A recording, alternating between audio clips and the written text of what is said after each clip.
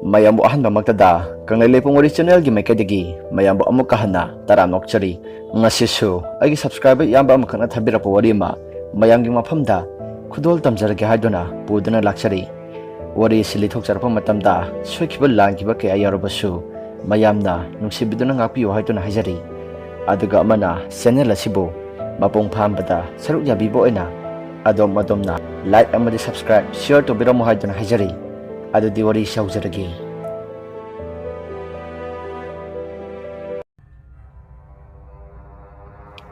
aigi ming asi Nelson Kokjai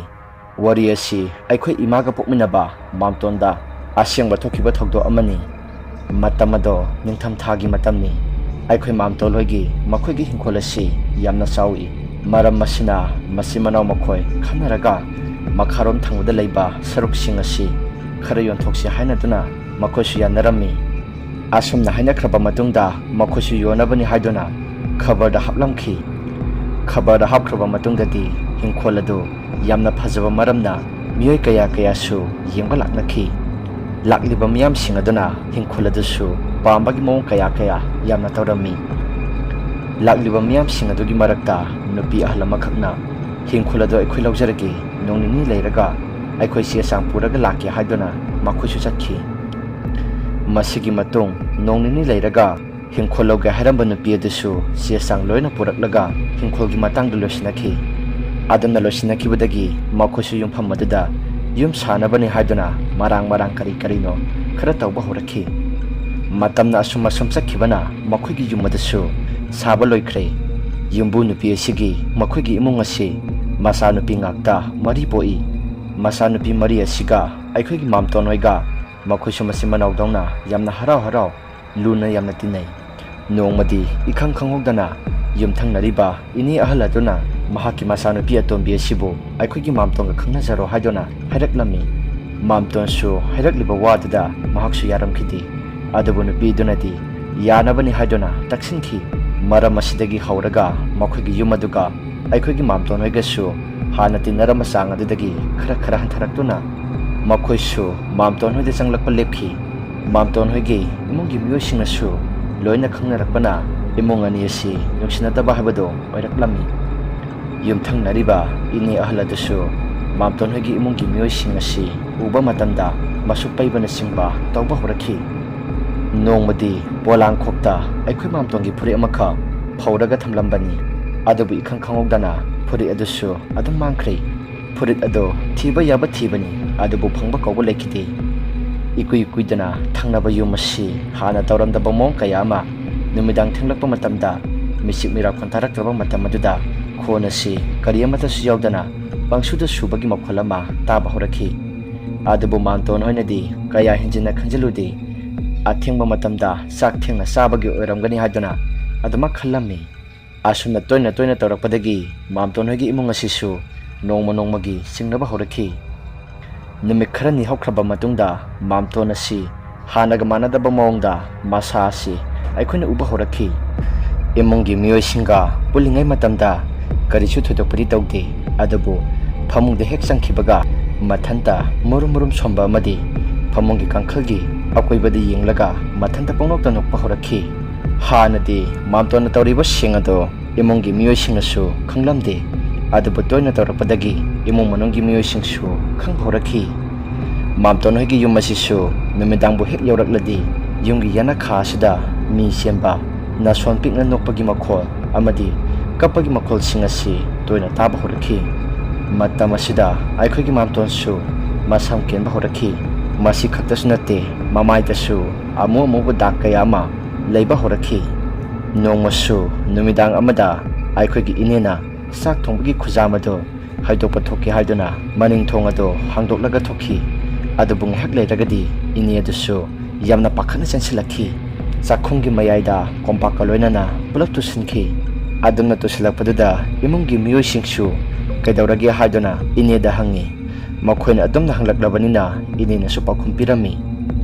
aina maning thongase hangdoklaga khujam haidoke haiduna thoklubani khujam haidokpadusu loiraga aikhoigi wapalomda kainoma lei haiduna yengthokluba matamda makok yawdabi nupi amana jagoi saraga leiramkhi Madu uruba matamda aidi isa ase athopa kakhibadagi sakhum asida khangchen chansilakliba asini asi hairaga inena pau tamlakhi masidagi chak chathoknaba loiraba matungda imong manunggi miyoisingsu wa khanarami ibokna isa sa handak baragasi aikhogi imong asi kainomadi itok tawri maibara maibira ama tanadaba yararoi ibokna adumna hairakpadagi inena mokhumlakhi hoi ima amutangdi yengthuksi phare phare dudi athoba matamda yengthoknaba tawrasi yengui sa sa asumgi thangnariba yom masisu aina singnarapa kuirabani mieng nayeng ama itaw tawi asumna mamton hoigi imung asi maiba natraga maibi yenghansia hainaduna makoisu matam lepkhi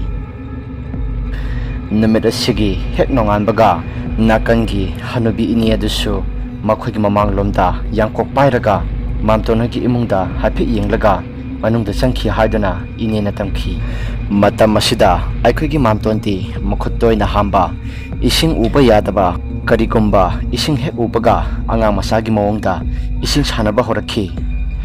asigumba thokdoksing asi thoklakpadagi abokna laikai ahal amada wa khara tanaraba matungda maiba ahiba mathikhi maibadusu phangle maibadusu khangabokta yamna haiba oja maiba chawba haina khangnai oja chawbagi manakta aikhoi mamton asi aiga satminai mamton asi ayuk nungthagi matamda kaisu tawdi nungdangi matam khaktani mahakna tawriba asi oja chawbagi manakta hek yobaga oja aduna mamton adubung hak phamali aduga yengba horakpada oja chawbana sumna hairakhi masidi laina na sa asi bonglom yom singkhredana haibadi migi khusiamna nangi na sa asi lai phatabana pulap yomkhre nang numit humni supna lai khuramdaba taragadi nang na punsi telo haiba tamini bungo aduna numit humni supna lai khuramdaba taragadi nang khudong thibada tagadoribani phare phare ngasigi oinadi ahanbagi yenglasiko asi hairaga oja maibaduna ahanbagi oina yengbiraga hidak kharasu birakhi asomna ahanba numitto madi lai khuramba loiraba matungda aikhoisu yumda halakhi mathangi numitasu ani suba lai adu khuramkhre mathangi numitana amu ahum suba laigi khuramgadoribani akonbagi khuramba sidadi aisu isada tu sungkiba khangaude oja maiba sawbana lang ahingba thau ahingba yauna aikhoi mamtongi masa asi la amagi mathakta hiphalaga safu aduda thawado haijillaga aikhoi mamtongi makoktagi nanthaba horakhi asumna asum nantharakpa matamda thabak yorapa matamdadi angakpagi matawni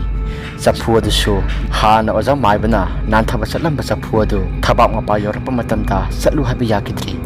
madudagi oja maiba chawasu asida leire namthasi haiduna aisu yauna safu adu inba horakhi matam aduda angakpani aisu yauna illaba safu aduda chatlu habi yakide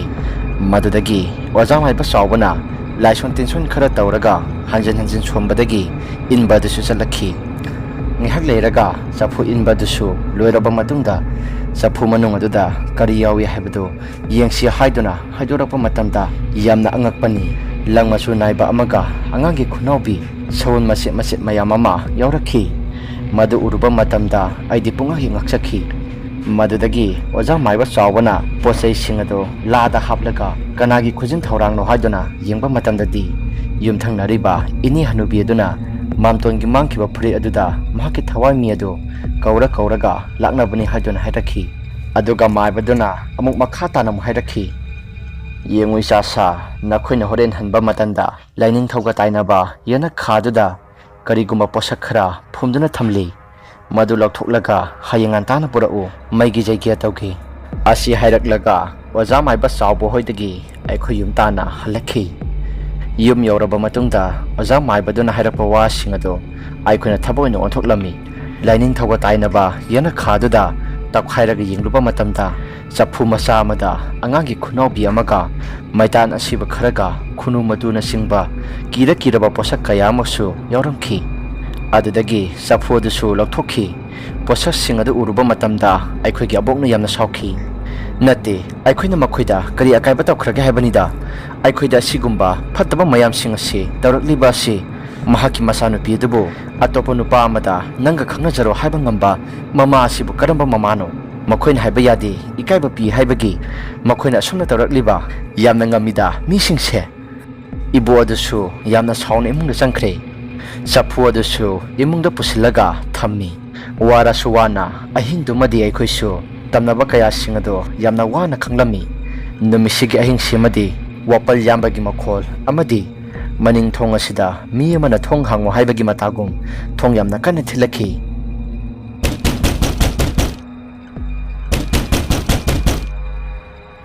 ꯑꯩꯈꯣꯏ ꯃꯌꯥꯝꯁꯨ ꯍꯣꯏꯅꯦ ꯃꯥꯏꯅꯦ ꯑꯃꯠꯇ ꯍꯥꯏꯗꯅ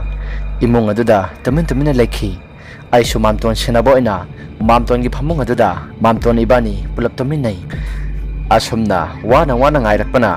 ꯅꯣꯡ ꯍꯦꯛ ꯉꯥꯜꯂꯛꯄꯒ ꯑꯌꯨꯛ ꯉꯟꯇꯥ ꯑꯗꯨꯗ ꯑꯣꯖꯥ ꯃꯥꯏꯕ ꯑꯗꯨꯒꯤ ꯃꯅꯥꯛꯇ ꯑꯩꯈꯣꯏꯁꯨ ꯆꯠꯈꯤ ꯑꯣꯖꯥ ꯃꯥꯏꯕꯒꯤ ꯃꯅꯥꯛꯇ ꯌꯧꯔꯕ ꯃꯇꯨꯡꯗ ꯉꯔꯥꯡ ꯊꯦꯡꯅꯈ꯭ꯔꯤꯕ ꯄꯣꯠꯁꯛꯁꯤꯡ ꯑꯗꯨ ꯑꯣꯖꯥ ꯃꯥꯏꯕꯗꯨꯗ ꯄꯤꯁꯜꯂꯤ ꯑꯣꯖꯥ ꯃꯥꯏꯕꯗꯨꯅ ꯑꯁꯨꯝꯅ ꯍꯥꯏꯔꯛꯈꯤ ꯉꯁꯤꯗꯒꯤꯗꯤ ꯅꯈꯣꯏꯗ ꯇꯧꯔꯛꯂꯤꯕ ꯃꯤꯑꯣꯏꯁꯤꯡ ꯑꯗꯨ ꯃꯁꯥꯗ ꯂꯩꯍꯟꯅ ꯁꯤꯍꯜꯂꯒꯤ ꯑꯗꯨꯒ ꯃꯁꯥꯗꯁꯨ ꯇꯦꯡꯕꯥꯜꯂꯒ ꯅꯈꯣꯏꯗ ꯋꯥꯈ꯭ꯔꯤꯕꯁꯤꯡ ꯑꯗꯨ ꯃꯈꯣꯏꯁꯨ ꯐꯪꯖꯁꯅꯤ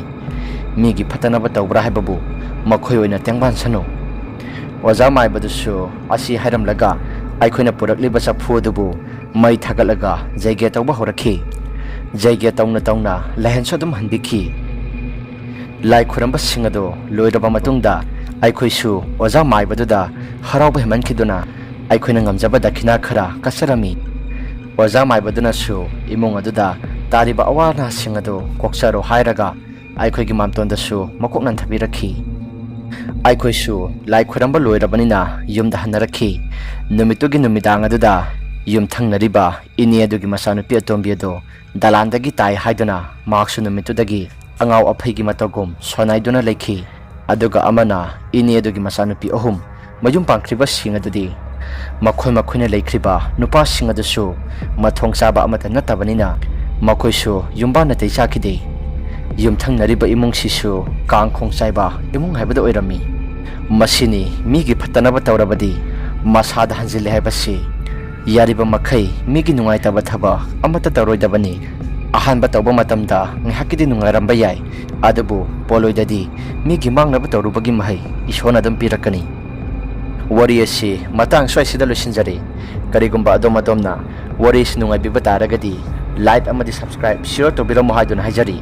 ꯑꯗꯨꯒ ꯑꯃꯅ ꯑꯗꯣꯝꯒꯤ ꯏꯁꯥꯗ ꯑꯁꯦꯡꯕ ꯊꯣꯛꯄ ꯋꯥꯔꯤ ꯅꯠꯇ꯭ꯔꯒ ꯚꯥꯞꯅ ꯁꯥꯖꯤꯟꯕ ꯋꯥꯔꯤꯒꯨꯝꯕ ꯂꯩꯕꯤꯔꯒꯁꯨ ꯑꯩꯈꯣꯏꯅ ꯄꯤꯊꯣꯛꯆꯔꯤꯕ WhatsApp ꯅꯝꯕꯔ ꯑꯁꯤꯗ ꯊꯥꯕꯤꯔꯛꯅꯕ ꯅꯤꯡꯁꯤꯡꯖꯔꯤ ꯉꯁꯤꯒꯤꯗꯤ ꯀꯥꯏꯅꯅꯕ ꯌꯥꯊꯪ ꯅꯤꯖꯔꯤ ꯃꯊꯪꯒꯤ ꯚꯤꯗꯤꯑꯣꯗ ꯑꯃꯨꯛ ꯊꯦꯡꯅꯔꯁꯤ